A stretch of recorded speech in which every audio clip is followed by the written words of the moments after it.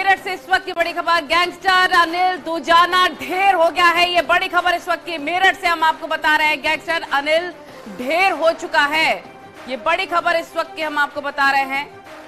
अहम जानकारी मेरठ से, जहां पर एसटीएफ के साथ मुठभेड़ हुई।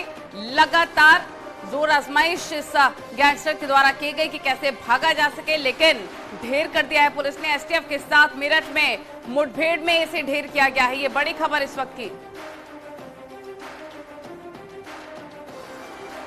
तो मेरठ से इस वक्त की बहुत बड़ी खबर हम आपको बता रहे हैं, गैंगस्टर अनिल दुजाना को ढेर कर दिया गया है। एसटीएफ के साथ मुठभेड़ हुई जिसमें ये गैंगस्टर ढेर हो चुका है। एसटीएफ के साथ मेरठ में ये मुठभेड़ हुई थी और मुठभेड़ में ये देखिए तस्वीरें भी हम आपको दिखा रहे हैं। और ये बड़ी खबर है इस वक्त की, सबसे बड़ी खबर, गैंगस्टर अनिल दुजाना को ढेर कर दिया गया है। एसटीएफ के साथ मुठभेड़ में ये मारा गया।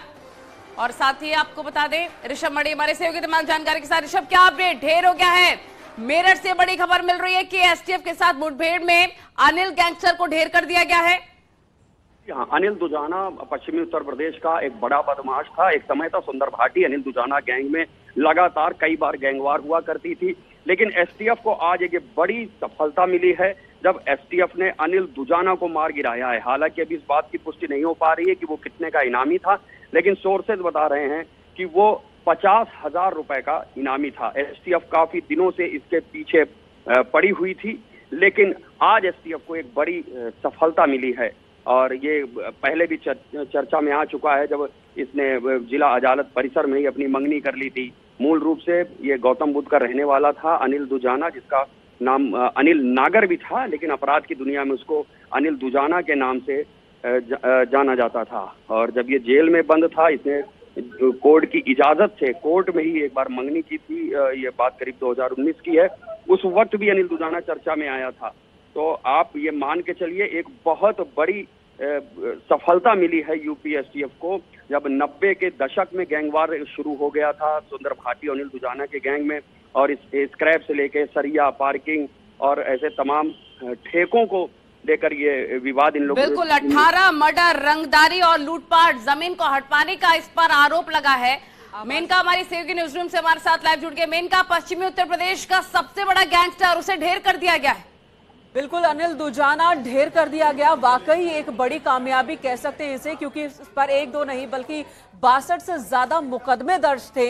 ये खुद को बहुत बड़ा गैंगस्टर और बनाना चाहता था। इसकी गिरफ्तारी पहले दिल्ली पुलिस की क्राइम ब्रांच की ओर से हुई थी और उसके कई मामलों में ये फरार चल रहा था। इसकी गिरफ्तारी की जानी थी। इसकी तलाश में एसटीएफ लगातार छापेमारी कर रही थी और अब इसे ढेर कर दिया गया है। ये जब खबर आ रही है तो वाकई ये बहुत बड़ी खबर है। अब देखना यह होगा कि किन परिस्थितियों में इसे ढेर किया गया है, किन परिस्थितियों में इसे गोली कहां और कितनी गोलियां लगी जिसकी वजह से इसकी मौत हो गई।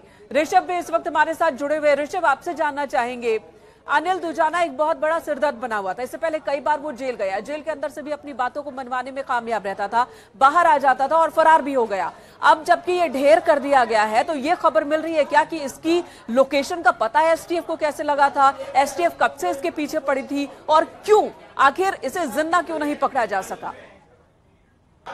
देखिए, एसटीएफ लगातार अनिल दुजाना के पीछे पड़ी हुई थी। अनिल दुजाना के बारे में बता दूं तो 90 के दशक में पूरे पश्चिमी उत्तर प्रदेश में अपराध की बात होती है। नोएडा हो, ग्रेटर नोएडा हो, गाजियाबाद हो, वहां पर दो गैंग सक्रिय हुआ करते थे। एक सुंदर भाटी का गैंग था, दूसरा अनिल दुजाना का गैंग था। दोनों अक्सर आमने सामने आ जाते थे, चाहे वो नोएडा, ग्रेटर नोएडा में पार्किंग के ठेकों की बात हो, सरिया स्क्रैप के कारोबार की बात हो, रंगदारी वसूलने की बात हो, जमीनों पर कब्जे रंगदारी वसूलने की बात हो। ये दोनों गैंग आमने सामने हुआ करते थे और कई बार दोनों गैंग में आमने सामने फायरिंग भी हुई है।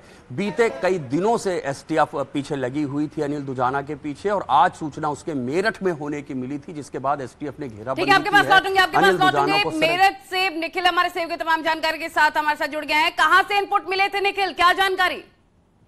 देखिए, अनिल दुजाना जो है ये नोएडा का एक गैंगस्टर है और इस पर 50 से ज्यादा मुकदमे दर्ज है और इसकी मुठभेड़ हुई है मेरठ के जानी में एसटीएफ की टीम के साथ। बदमाश के आने की सूचना पर घेराबंदी की गई, यहाँ पर दोनों तरफ से फायरिंग हुई।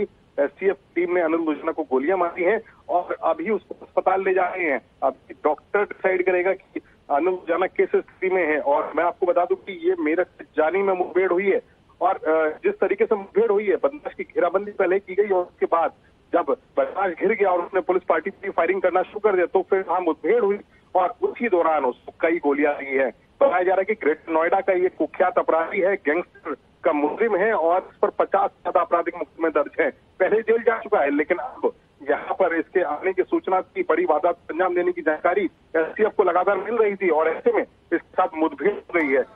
मौके ठीक है निखिल, आपके पास लौटते हैं। निखिल, आपके पास लौटते हैं। अनुपम मिश्रा भी हमारे साथ जुड़ चुके हैं। अनुपम, ग्रेटर नोएडा के बादलपुर का अनिल दुजाना अब ये मारा गया है और काफी कुख्यात था।